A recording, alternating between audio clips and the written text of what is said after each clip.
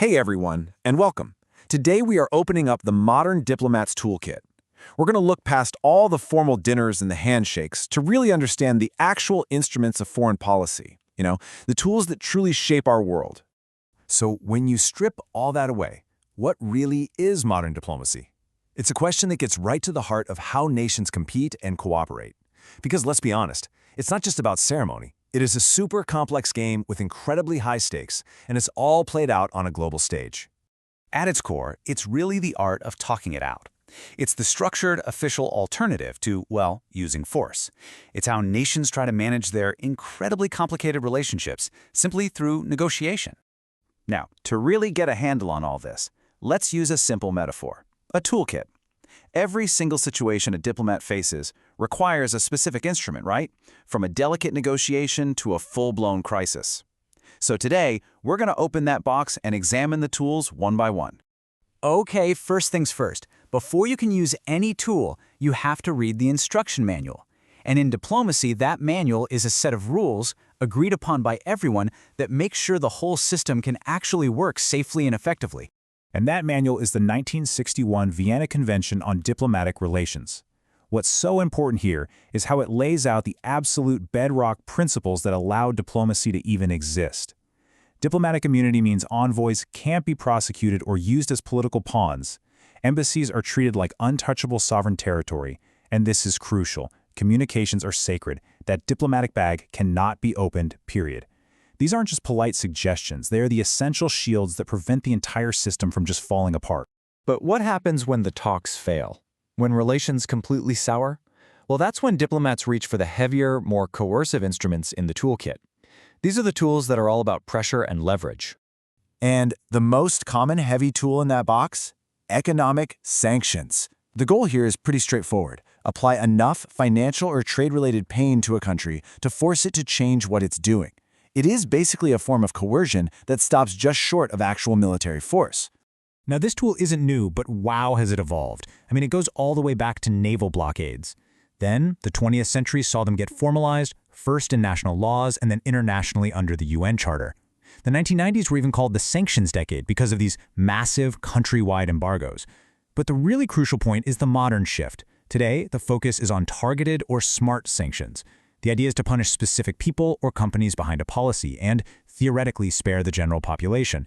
Though, of course, the real-world humanitarian impact of even these so-called smart sanctions is still a subject of really intense debate. So, sanctions are for when relations are bad. But what about when they're just gone? When two countries are so angry at each other, they shut down their embassies, they recall their ambassadors. How do they even talk at all? This is where a really fascinating and kind of lesser-known tool comes into play, the protecting power. It's basically a diplomatic workaround where a neutral third country steps in to be the go-between, handling all the basic consular and diplomatic stuff for a nation that no longer has a presence there. So how does it work? Well, let's walk through it. First, two states cut ties.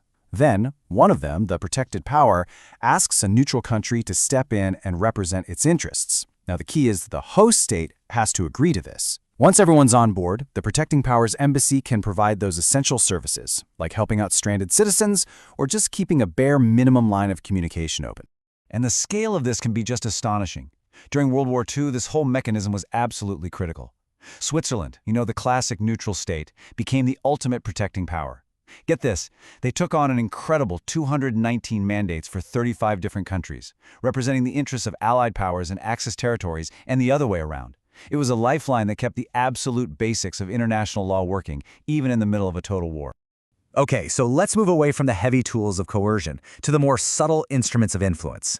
This is the whole world of soft power, persuading others to want what you want, not by force, but through sheer attraction.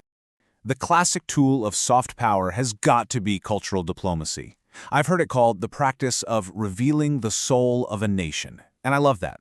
The idea is that by sharing your country's art, its music, its values, you can build up this reservoir of goodwill that just makes achieving your political goals that much easier down the road.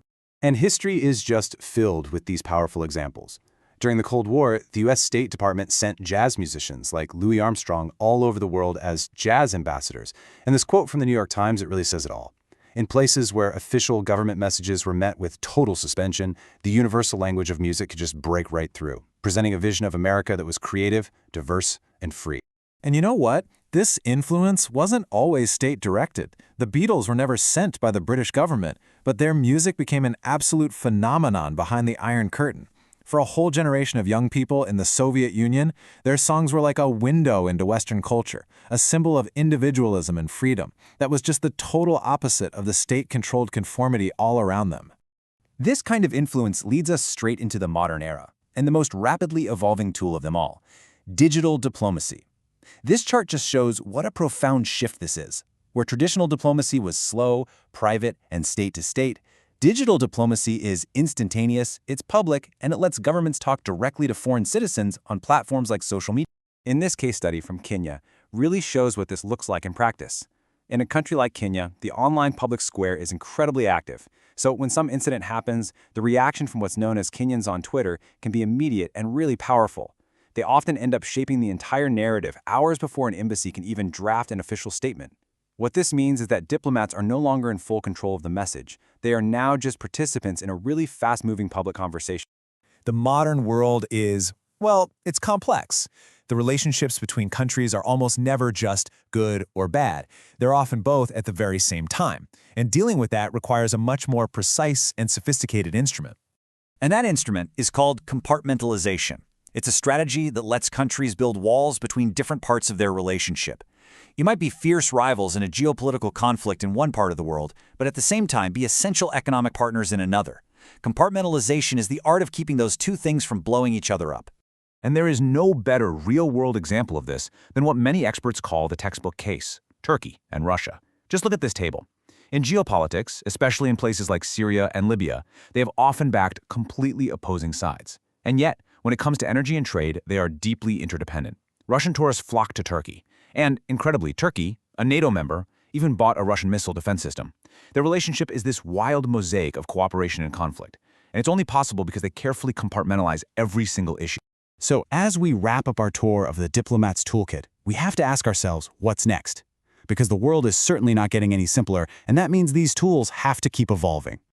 The future is really a double-edged sword. On one hand, diplomats are now facing new threats that barely even existed a decade ago, things like state-sponsored misinformation campaigns and cyber attacks. But on the other hand, new technologies like AI and big data analytics offer these incredible new opportunities. The key, of course, is adapting to both. And that leaves us with one final question to think about. From the foundational rules of the Vienna Convention all the way to the wild complexities of digital diplomacy, these tools are constantly being sharpened, thrown out, and invented. So, as our global challenges multiply, what new instrument do you think will be the next essential addition to the Diplomat's Toolkit?